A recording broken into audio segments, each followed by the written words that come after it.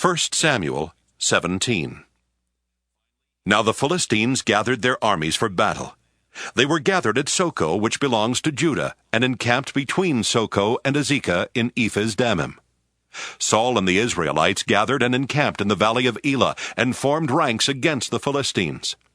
The Philistines stood on the mountain on the one side, and Israel stood on the mountain on the other side, with a valley between them. And there came out from the camp of the Philistines a champion named Goliath of Gath, whose height was 6 cubits and a span. He had a helmet of bronze on his head, and he was armed with a coat of mail. The weight of the coat was 5,000 shekels of bronze. He had greaves of bronze on his legs, and a javelin of bronze slung between his shoulders. The shaft of his spear was like a weaver's beam, and his spear's head weighed 600 shekels of iron, and his shield-bearer went before him. He stood and shouted to the ranks of Israel, "Why have you come out to draw up for battle? Am I not a Philistine, and are you not servants of Saul? Choose a man for yourselves, and let him come down to me.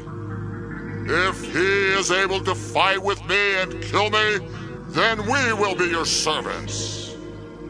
But if I prevail against him and kill him, then you shall be our servants and serve us." And the Philistines said, "Today I defy the ranks of Israel. Give me a man that we may fight together." When Saul and all Israel heard these words of the Philistine, they were dismayed and greatly afraid. Now David was the son of an Ephrathite of Bethlehem in Judah, named Jesse, who had 8 sons. In the days of Saul, the man was already old and advanced in years. The 3 eldest sons of Jesse had followed Saul to the battle. The names of his 3 sons who went to the battle were Eliab the firstborn, and next to him Abinadab, and the third Shammah. David was the youngest. The 3 eldest followed Saul, but David went back and forth from Saul to feed his father's sheep at Bethlehem. For 40 days the Philistine came forward and took his stand, morning and evening. Jesse said to his son David, "Take for your brothers an ephah of this parched grain and these 10 loaves, and carry them quickly to the camp, to your brothers. Also take these 10 cheeses to the commander of their 1,000. See how your brothers fare, and bring some token from them." Now Saul and they and all the men of Israel were in the valley of Elah, fighting with the Philistines. David rose early in the morning, left the sheep with a keeper, took the provisions, and went as Jesse had commanded him. He came to the encampment as the army was going forth to the battle line, shouting the war cry. Israel and the Philistines drew up for battle, army against army. David left the things in charge of the keeper of the baggage, ran to the ranks, and went and greeted his brothers. As he talked with them, the champion, the Philistine of Gath, Goliath by name, came up out of the ranks of the Philistines and spoke the same words as before, and David heard him. All the Israelites, when they saw the man, fled from him and were very much afraid. The Israelites said, "Have you seen this man who has come up? Surely he has come up to defy Israel. The king will greatly enrich the man who kills him, and will give him his daughter and make his family free in Israel." David said to the men who stood by him, "What shall be done for the man who kills this Philistine and takes away the reproach from Israel? For who is this uncircumcised Philistine that he should defy the armies of the living God?" The people answered him in the same way, "So shall it be done for the man who kills him." His eldest brother Eliab heard him talking to the men, and Eliab's anger was kindled against David. He said, "Why have you come down? With whom have you left those few sheep in the wilderness? I know your presumption and the evil of your heart, for you have come down just to see the battle." David said, "What have I done now? It was only a question." He turned away from him toward another and spoke in the same way, and the people answered him again as before. When the words that David spoke were heard, they repeated them before Saul, and he sent for him. David said to Saul, "Let no one's heart fail because of him. Your servant will go and fight with this Philistine." Saul said to David, You are not able to go against this Philistine to fight with him, for you are just a boy, and he has been a warrior from his youth." But David said to Saul, "Your servant used to keep sheep for his father, and whenever a lion or a bear came and took a lamb from the flock, I went after it and struck it down, rescuing the lamb from its mouth. And if it turned against me, I would catch it by the jaw, strike it down, and kill it. Your servant has killed both lions and bears, and this uncircumcised Philistine shall be like one of them, since he has defied the armies of the living God." David said, "The Lord who saved me from the paw of the lion and from the paw of the bear will save me from the hand of this Philistine."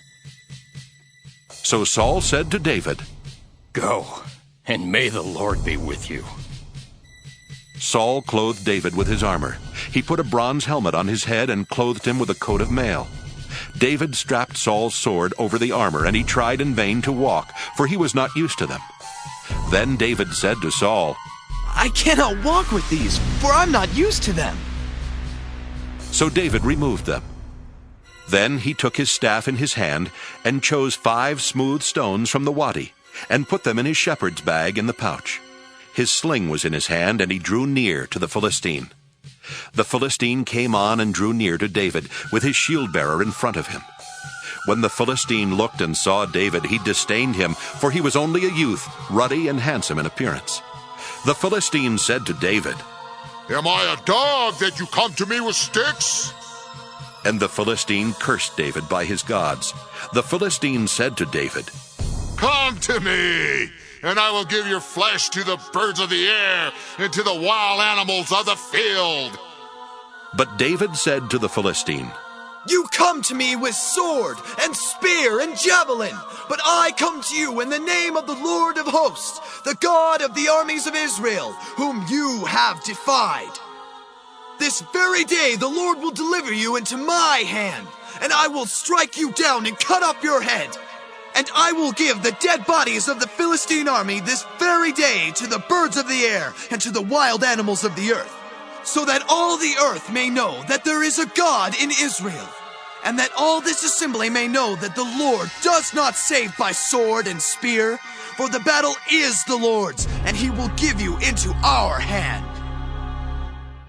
When the Philistine drew nearer to meet David, David ran quickly toward the battle line to meet the Philistine. David put his hand in his bag, took out a stone, slung it, and struck the Philistine on his forehead. The stone sank into his forehead, and he fell face down on the ground. So David prevailed over the Philistine with a sling and a stone, striking down the Philistine and killing him. There was no sword in David's hand. Then David ran and stood over the Philistine. He grasped his sword, drew it out of its sheath, and killed him. Then he cut off his head with it. When the Philistines saw that their champion was dead, they fled. The troops of Israel and Judah rose up with a shout and pursued the Philistines as far as Gath and the gates of Ekron, so that the wounded Philistines fell on the way from Shaaraim as far as Gath and Ekron. The Israelites came back from chasing the Philistines, and they plundered their camp. David took the head of the Philistine and brought it to Jerusalem, but he put his armor in his tent. When Saul saw David go out against the Philistine, he said to Abner, the commander of the army, "Abner, whose son is this young man?" Abner said, As your soul lives, O king, I do not know. The king said, "Inquire whose son the stripling is." On David's return from killing the Philistine, Abner took him and brought him before Saul with the head of the Philistine in his hand. Saul said to him, "Whose son are you, young man?"